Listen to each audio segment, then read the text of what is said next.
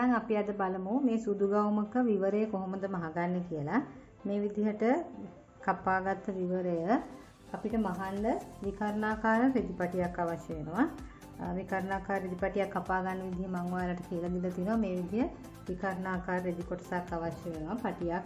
ඊට පස්සේ අපි කරන්නේ මේ රෙදි අපි කපාගත්ත විවරයට මේ විකර්ණාකාර රෙදිපටිය මේ විදිහට තියාගන්න. දැන් මේ තියෙන්නේ රෙද්දේ හොඳ පිටපැත්ත. හොඳ පිටපැත්ත උඩින් විකර්ණාකාර රෙදිපටිය මේ විදිහට තියාගෙන මෙතන ඉඳලා මෙතෙන් දෙනකල් මහනවා.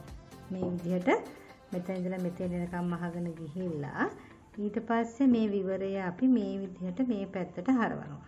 මේ පැත්තට හරවලා එක දිගටම මේ විකර්ණාකාර පටිය මේ විදිහට අල්ලගෙන යනවා. එතකොට මෙහෙම තිබුණු විවරය මේ පැත්තට දිග ඇරලා තමයි අපි දිගට මේ විදිහට විකර්ණාකාර පටිය අල්ලගෙන යන්නේ.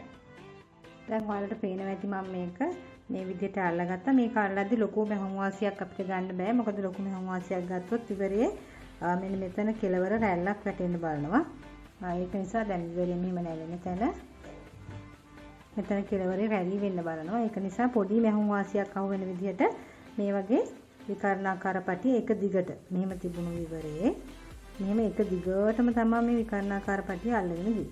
ඊට පස්සේ අපි මේ විකර්ණාකාර පටිය මේ මෙහුම් වාසි ටික මේ පැත්තට හරවලා විකර්ණාකාර පටිය මේ විදිහට එක සැරයක් නවලා ආපහු මේ මෙහුම උඩට අපි මහගත්ත මෙහුම උඩට මේ විදිහට නවලා ඒකත් අපි මේ එක දිගටම මහගෙන යනවා. මේ විදිහට නවලා මෙහෙම එක දිගටම මහගෙන යනවා. ඒකෝර මෙහෙම තිබ්බ විකර්ණාකාර පටිය මෙහුම් වාසිය මේ පැත්තට හැරෙව්වා. හරවලා මෙහෙම එකක් නැවුවා. මෙහුම් වාසිය වැහෙන විදිහට මෙහුම් පාර උඩට මේ විදිහට නවලා ආපහු මෙහුමක් ගහගෙන යනවා. එතකොට මෙන්න මේ විදිහට නවලා විවරය මේ විදිහට නවලා මහගන්න.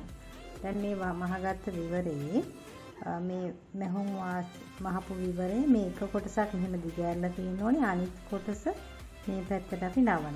නවුවහම තමයි අපි මහගත්ත විවරයේ මේ විදිහට නැවිලා තියෙන්නේ. එතකොට සිදුරක් ඉතුරු වෙන්නේ ගානට වැහෙනවා. මෙතන ලොකු මෙහුම් වාසියක් ගන්න එපා රැල්ලක් වෙන නිසා. එතකොට මෙන්න මේ විදිහට එක දිගට මැහුවේ අපි විවරේ. ඒක තමයි අපි මේ විදිහට නවන්නේ. මේ විදිහට තමයි අපි සුදු ගවුමේ විවරය මහගන්නේ.